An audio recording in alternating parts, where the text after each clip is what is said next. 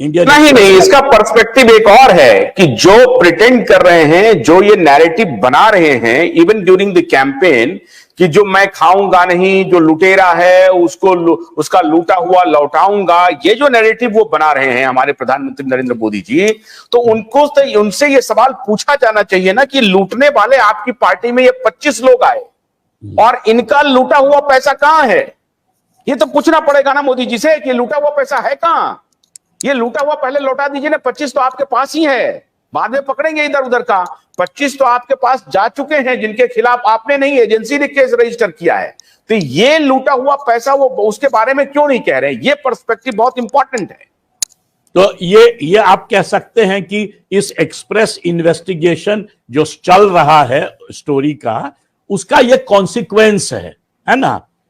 इस एक तरह से यदि इस स्टोरी को हम सॉलिड मानते हैं ऑन फैक्ट्स एंड फिगर्स, तो इसका ये कॉन्सिक्वेंस हुआ कि भाई मोदी जी, आप जो आपने कहा कि आप क्लेम करते हैं कि BJP party with a difference है, आप क्लेम करते हैं कि हम जो है ये अपोजिशन जो करप्ट है उसको खत्म कर देंगे, हम आपके साथ हैं। बट वही ऑपोजिशन लीडर्स जो करप्ट हैं, जब वो भाजपा ज्वाइन कर लेते हैं, तब आप उनके खिलाफ सारे केसेस को या तो अपने एजेंसी के द्वारा, ईडी के द्वारा, सीबीआई के द्वारा, आप उस केसेस को या तो कोल्ड स्टोरेज में डाल देते हैं या बंद कर देते हैं इन्वेस्टिगेशन। यही ना हम कह रहे हैं। तो एक तरह से it is making the claim of the NDA government false कि आप। मैं वही जानना चाहता हूं सर कि ये आप तो पॉलिटिकल साइंटिस्ट हैं, मैं ये जानना चाहता हूं कि पॉलिटिशियन ये स्ट्रेंथ कैसे अपने अंदर अंदर ले आ पाते हैं? जो एकदम साफ साफ झूठ दिख रहा है, वो कैसे फिर वो इस मजबूती से पब्लिक में जाकर के ये बोलते हैं कि जिसने लूटा है उसका मैं लौटाऊंगा, लूटने वाले को अपने साथ बिठा लेते हैं, फिर भी वो जाके कहते हैं। तो ये जो नैरेटिव होता है, ये इसको क्या देखते हैं, क्या करते हैं, वो किस मन स्थिति से चलते हैं? इस प्रकार के लीडर कैसे कन्विंस करते हैं? देखिए, राजनीति में होता क्या है मेरे अनुसार कि पॉलिटिकल पार्टीज जब 4 उंगली किसी और के तरफ या 1 उंगली किसी और के तरफ पॉइंट आउट करते हैं, राइवल के तरफ, तो ये भूल जाते हैं कि 4 उंगली उनके तरफ है। ये भूल जाते हैं, मतलब वो मोदी जी हो चाहे कोई और राजनीतिक पार्टी हो, जब वो राइवल को कहता है करप्ट, तो ये भूल जाता है कि करप्ट एलिमेंट उसके भी अंदर है। आखिर according to independent reports, Lok Sabha जो टोटल एमपी है 543, करीब करीब उसमें 35 से 40% के खिलाफ क्रिमिनल चार्जेस है कोर्ट में, है ना।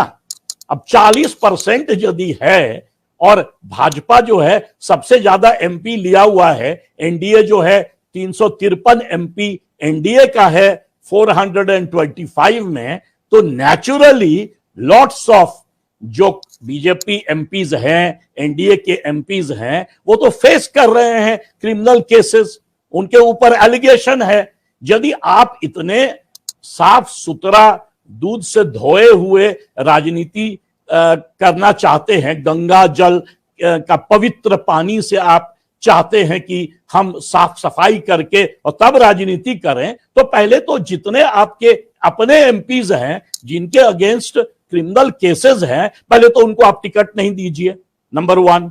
नंबर 2, यदि वो एमपी हैं तो उनको आप कहिए रिजाइन करने के लिए, है ना।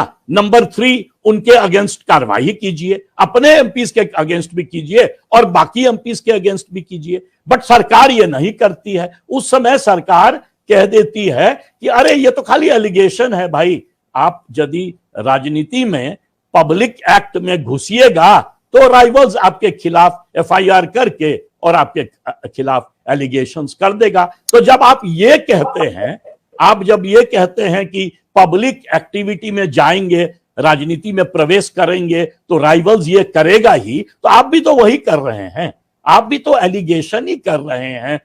मान लीजिए अरविंद केजरीवाल हो या संजय सिंह हो या मुख्यमंत्री हो झारखंड के।